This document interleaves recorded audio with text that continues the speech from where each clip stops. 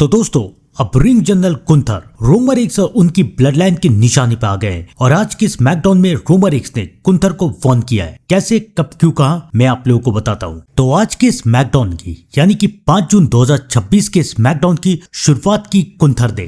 Gunther काफी गुस्से में थे। गुंथर ने कमेंट्री टेबल को तोड़ दिया, सब सामान इधर उधर उठा के गुंथर फेंकने लगे। सबको पता था कि गुंथर आखिरकार गुस्से में क्यों है, उन्हें रीमैच चाहिए था। गुंथर ने ये कहा कि क्लैश इन इटली में सबने ये देखा कि मेरे साथ बेईमानी हुई, मेरा पैर रोप के पास था, रेफरी को काउंट आउट रोक देना चाहिए था, लेकिन रेफरी ने काउंट को रोका नहीं, उसने पूरा काउंट किया और कोडी रोड्स ने अपने टाइटल को बचा लिया। कोडी को भी मालूम था, रेफरी को भी मालूम था कि ये चीटिंग हुई, लेकिन तब भी कोडी वो टाइटल लेके वहां से चला गया क्योंकि कोडी मुझसे डरता है और अब मुझे इंसाफ चाहिए और मैं यहाँ से तब तक हिलूंगा नहीं जब तक मुझे इंसाफ मिल नहीं जाता। यानी कि कोडी रोड्स के साथ मुझे WWE चैंपियनशिप का रीमैच मिल नहीं जाता। लेकिन इससे पहले गुंथर कुछ और कह पाते, वहां पर कोडी रोड्स आ जाते। कोडी रोड्स को देख के गुंथर के ऊपर और भी गुस्सा सवार हो जाता है, लेकिन फिर कोडी रिंग में आते और कोडी गुंथर से कहते कि मैं पहली बार तुम्हारी बातों से सहमत हूँ, तुम्हारे साथ चीटिंग हुई थी, वो मैच तुम हारे नहीं थे। लेकिन मैं तुम्हें एक बात बताऊं,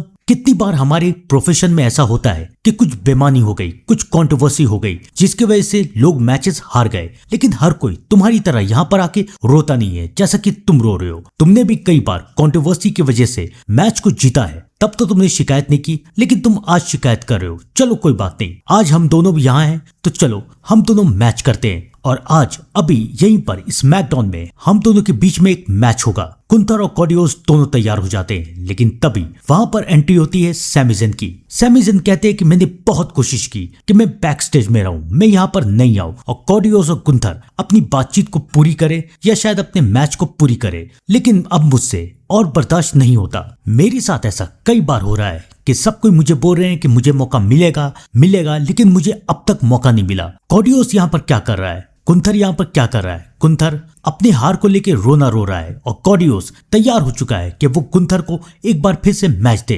सैमी ज़ेन की बातें सुन के गुंथर को गुस्सा आ जाता है। गुंथर सैमी ज़ेन को कहते हैं कि ये टाइटल का मौका है, तुम्हारा यहाँ पर कोई काम नहीं, तुम यहाँ से जाओ। कोडी रोड्स भी सैमी ज़ेन को समझाते हैं कि मैं तुमसे बाद में बात करूंगा, अभी मैं गुंथर के साथ बिजी हूँ। लेकिन ये सब सुन के सैमी ज़ेन को गुस्सा आ जाता है। सैमी ज़ेन गुंथर को ये कहते हैं कि मैंने तुम्हें हराया है और उसके बाद वो कोडी रोड्स को ये कहते हैं कि तुम मुझसे इसलिए बात नहीं करना चाहते, तुम मुझे इसलिए मैच नहीं देना चाहते क्योंकि तुम्हें पता है कि मैं तुम्हारे लिए खतरा हूँ, तुम्हारे टाइटल के लिए खतरा हूँ और जब तुम मेरे साथ मैच करोगे तो मैं तुम्हें हरा दूंगा। ये सुन के कोडी रोड्स को गुस्सा आता है, लेकिन इससे पहले कोडी रोड्स सैमी ज़ेन के साथ मैच करने के लिए तैयार हो जाते। गुंथर उन दोनों के ऊपर पीछे से हमला कर देते हैं। तीनों के बीच में ब्रॉल होता है और इस ब्रॉल में गलती से कोडी रोड्स सैमी ज़ेन के ऊपर अटैक कर देते हैं। उसके बाद सब कोई बैक स्टेज में चले गए। गुंथर भी निक एल्डिस के ऊपर गुस्सा कर रहे थे, लेकिन अब गुंथर को पता नहीं है कि रोमन रेक्स उनके पीछे आने वाले, क्योंकि गुंथर WWE टाइटल के लिए भाग रहे हैं और रोमन रेक्स को भी कोडी रोड्स का WWE टाइटल चाहिए। और साथ ही साथ गुंथर ने सैमी ज़ेन के ऊपर भी हमला किया है और सैमी ज़ेन रोमन रेक्स के काफी खास है, ब्लड लाइन के खास है, तो इसलिए हमें आने वाले वक्त में रोमन रेक्स और गुंथर का टकराव देखने को मिल सकता है। आपको क्या लगता है कमेंट में जरूर बताइएगा और मेरे साथ बने रहिए स्मैकडाउन की लाइव अपडेट में। तब तक के लिए thank you and good bye.